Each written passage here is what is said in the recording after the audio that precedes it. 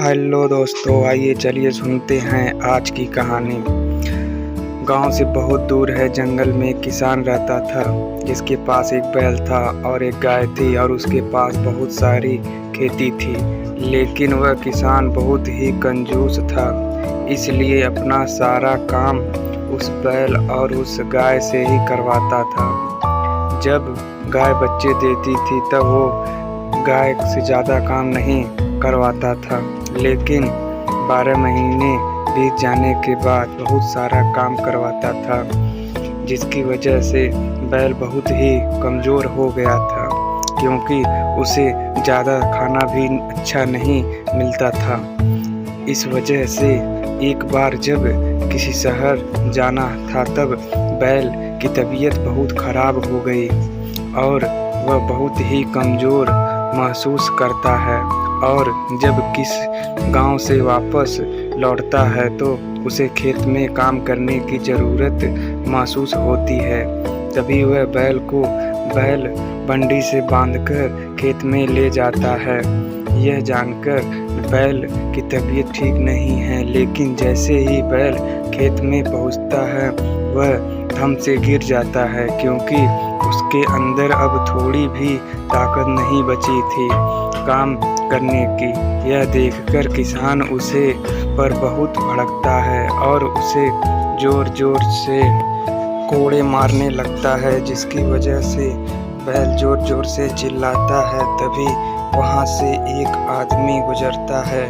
वह यह देखकर बहुत ही चौकन्ना रह जाता है क्योंकि किसान इतने कमज़ोर और लगी बैल को जोर जोर से मार रहा था। वह किससे कहता, यह बैल इतना कमज़ोर हो गया है, तुम उसे जोर जोर से क्यों मार रहे हो? यह सुनकर किसान कहता है, अगर तुम्हें इस पर इतनी दया आ रही है तो तुम इसे अपने घर ले जाओ।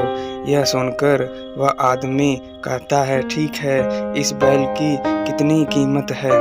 किस कहता है कि 2000 रुपये। अब किसान वो बैल उस आदमी को दे देता है 2000 में और शहर जाकर 5000 का एक तंदुरुस्त और जवान बैल खरीद कर ले आता है और उससे काम करवाता है। लेकिन यह बात बहुत ही शरारती और गुस्सैल होता है। यह किसी की हर बात नहीं मानता और थोड़ा ही काम करता है। और अगर किसान ज़्यादा काम करवाना चाहता है तो वह बहुत ही तहलका मचा देता है और ज़ोर ज़ोर से चिल्लाने लगता है और 2-3 बार तो किसान को भी मार देता है।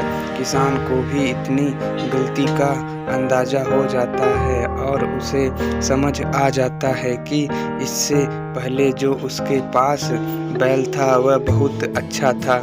वह हर बात उसकी मानता था और बहुत काम करता था।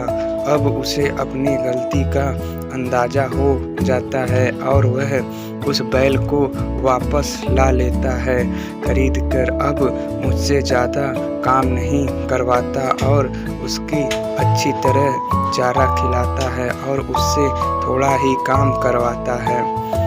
दोस्तों, कमेंट बॉक्स में ज़रूर बताएं कि यह कहानी आपको कैसी लगी और ऐसी ही कहानी के लिए चैनल को सब्सक्राइब और फॉलो ज़रूर करें। धन्यवाद।